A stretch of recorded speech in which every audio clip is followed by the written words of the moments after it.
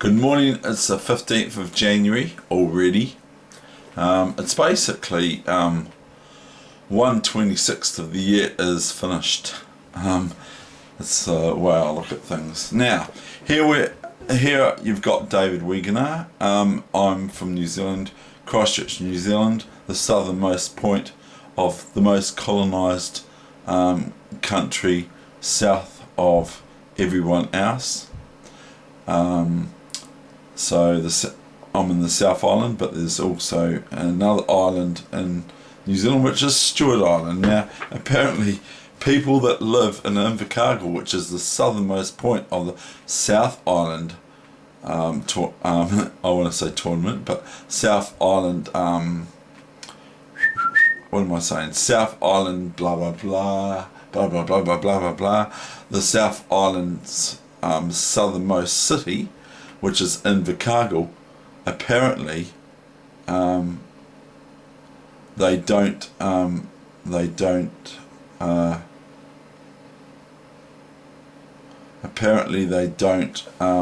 visit Stewart Island, or many people that live in Invercargill do not visit much or often Stewart Island, which is just over a bit of water, and they're on an island, reasonably it's sort of populated though, but a lot of people don't actually from Invercargill go there. But I can't talk because I come from Dunedin and I didn't actually go there either. Now, I actually thought that I had this one sussed. This is a problem from my Tactics of Endgame book, or the Tactics of Endgame book. I thought, oh, that's pretty easy. I just throw my king to a5, give up my play my pawn to b4 and b5, and then I'm finished. But it's not.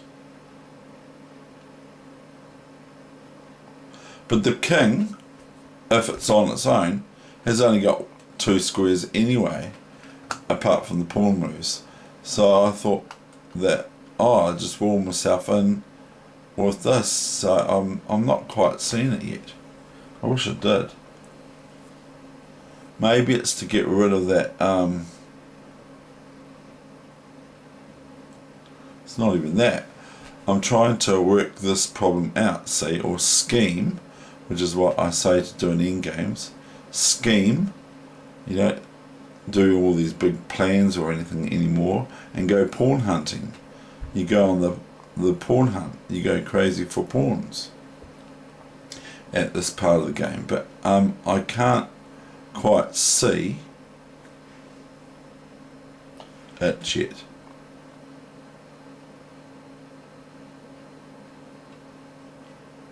Because at first glance the book says excuse me, it is hardly conceivable that white can put up a successful fight against black's connected passed pawns, which look quite sort of scary for white. But it soon becomes obvious that any continuation on black's part leads to a stereotyped case of walling in, whereby we secure a draw if only we have an eye for it.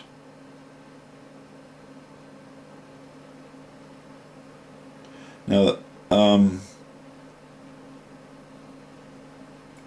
it takes but 3 moves. Oh no.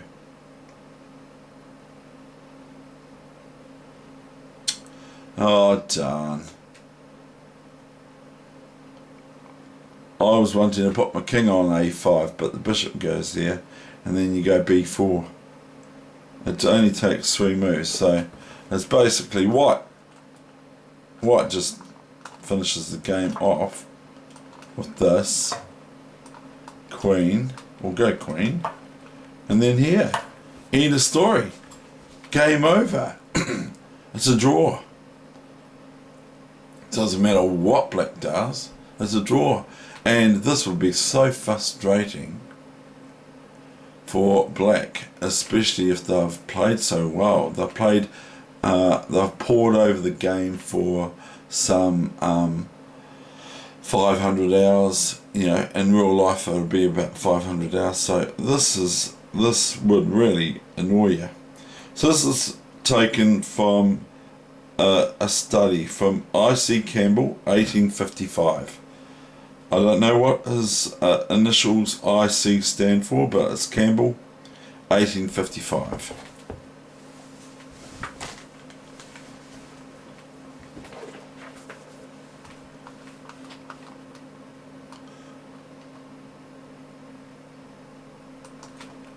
Oops, I've done it wrong again. I have to turn the engine off. I have to go to position setup. Should do anyway. Always look for it, but I always forget. That's just, so that's quite cool, isn't it? So it doesn't matter what black does, how annoyed black gets. And notice that, by the way, we'll just have a look at this, that the king is on the annoying square F1.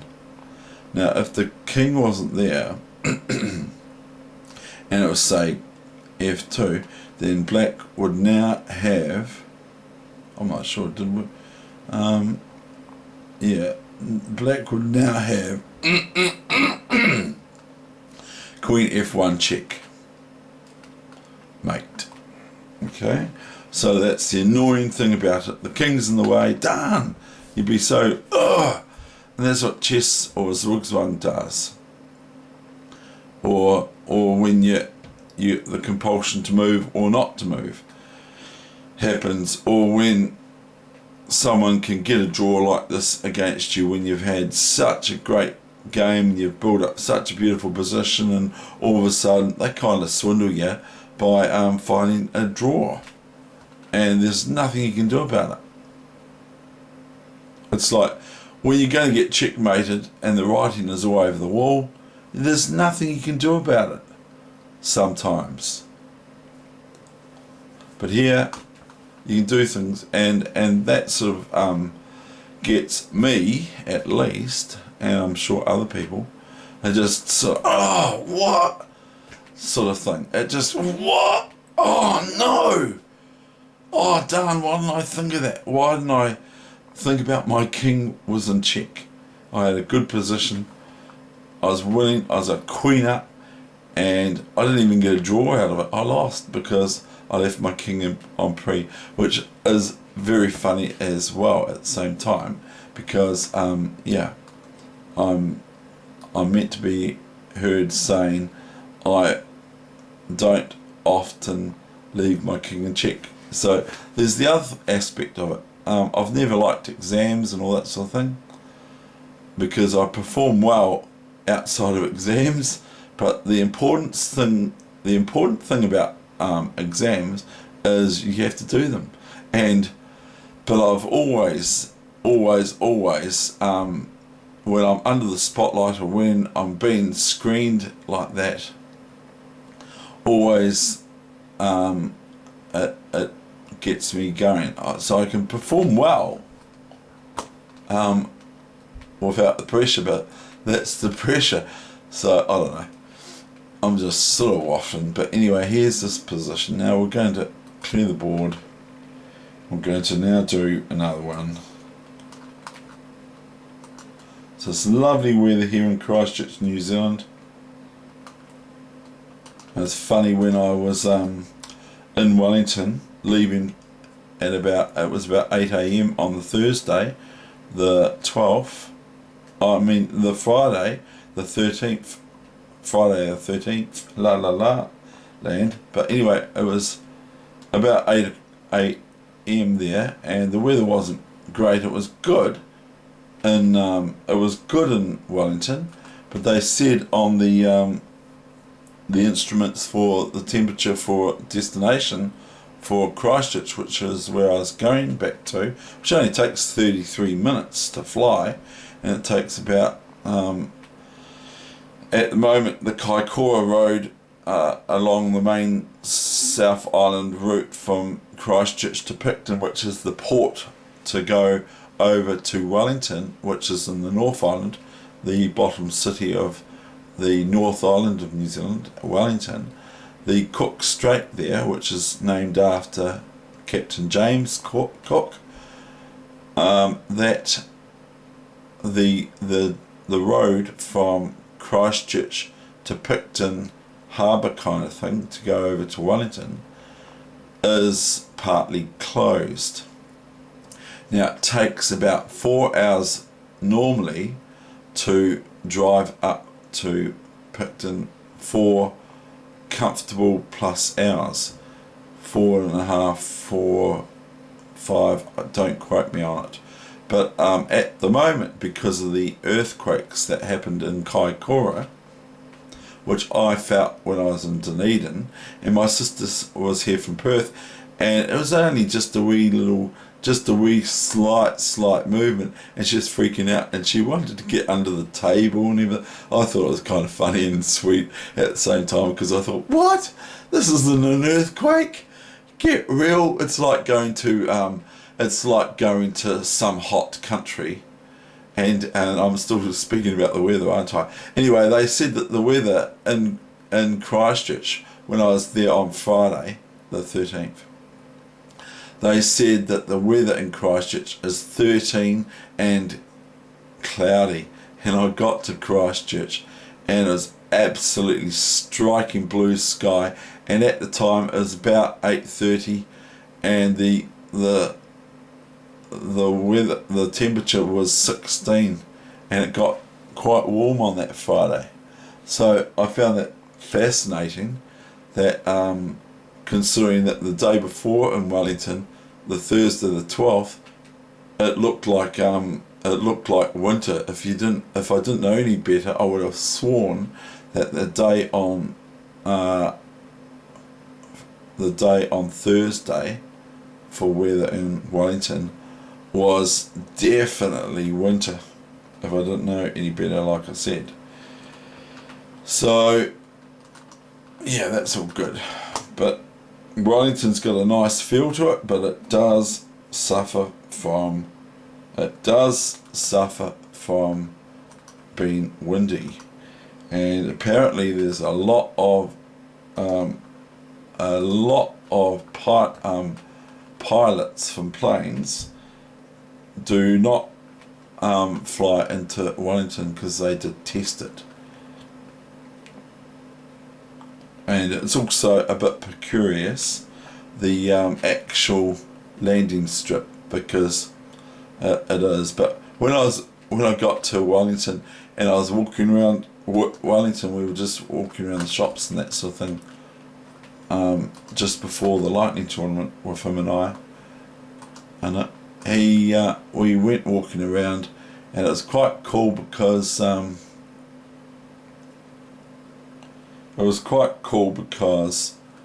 the weather definitely is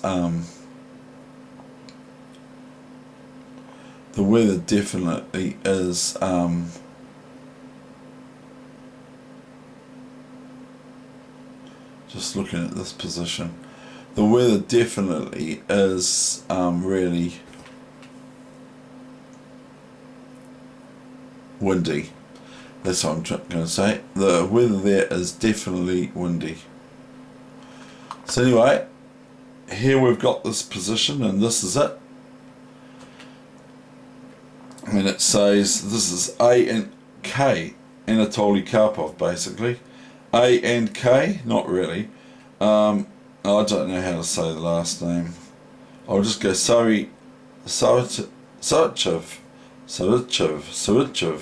19 Zurichev, yes, my name is Bushnikov, I am from the Latvia quarter. You put me in the surprise drawer now, please, yes. But anyway, we've got here sort of an interesting position, because it appears that White's just going to lose one of his bishops, because it's checked both of them with the rook. The rook's attacking both of them. One's able to move to C1 check, but I'm not saying that's the first move. White's chief concern is how to rescue his endangered bishops, because the continuation bishop to bishop 1 or bishop C1 check, we better do this, Bishop C1 check.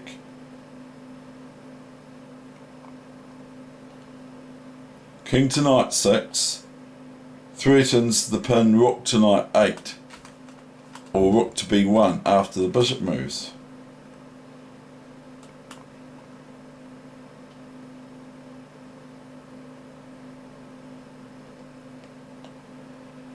And bishop to, after king to g3, after bishop here, king to g3, bishop to king 4, rook to king 1, e8 threatens rook down here, checkmate, and also winning the bishop, and winning this bishop because this bishop's sitting on e4. So if the bishop goes back to f3, then the rook just comes down to e1, checkmate. So I like to get you to have a look at these positions in your head, but I am using the pieces there. The bad position of white's king is accordingly the main source of trouble.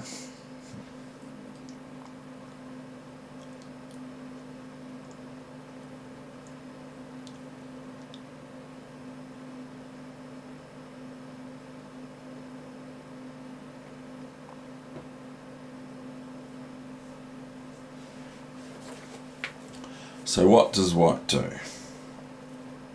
Now don't believe for one moment that I know all the answers to this, because I don't. I haven't looked at these for a long time, as I've said. I thought I had the other ones sussed, but then I saw that if I just go king a5 and b4 and b5, I've still got to move on king b4. So I thought I had it sussed. And then I got a5 and a6, and it's way too late to stop the enemy h and g pawns on g3 and h3.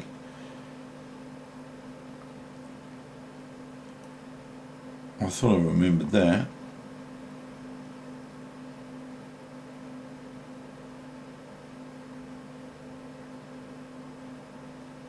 Right, I've got it. No, but I have been shown it.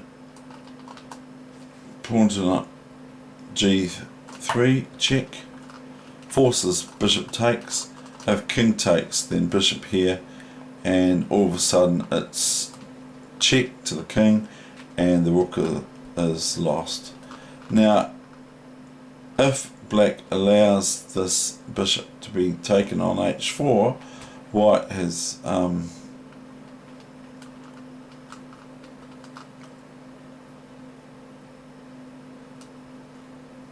anyway,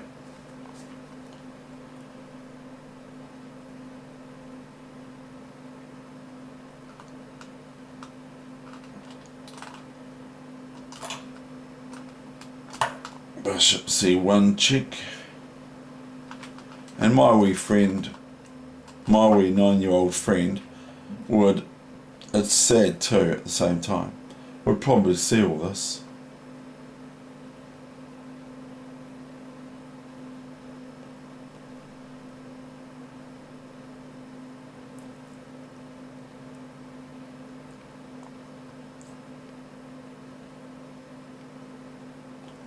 I've just seen it and now I can't remember it. Yeah.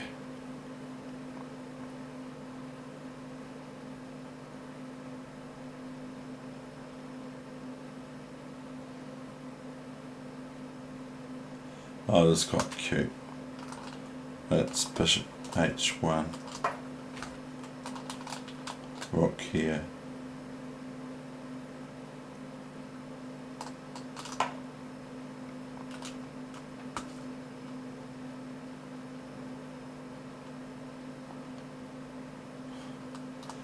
And king here.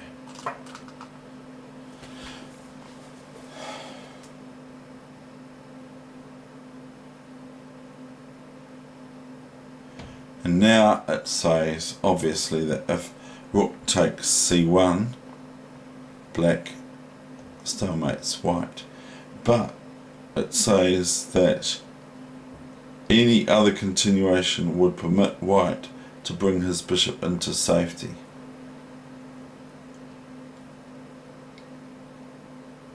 play black. So if black tries anything else than to play rook c1, and see, like these young international masters and all that sort of thing, all these young masters as I'd call them, if they saw this position, they'd probably see the resulting position, you know, the actual thing, and they see it so quickly. I'm so impressed. I had to work at it. So I'm going to make that the session so far. I might do another one later. Okay, so I'm signing off, David Weegenaar, with Free Chess in New Zealand. Real free chess, not one that is designed to say sign up to this course and then I will give you this coaching and this coaching. It's free and it's not worthless, it's worth something, but it's free. Okay, thank you.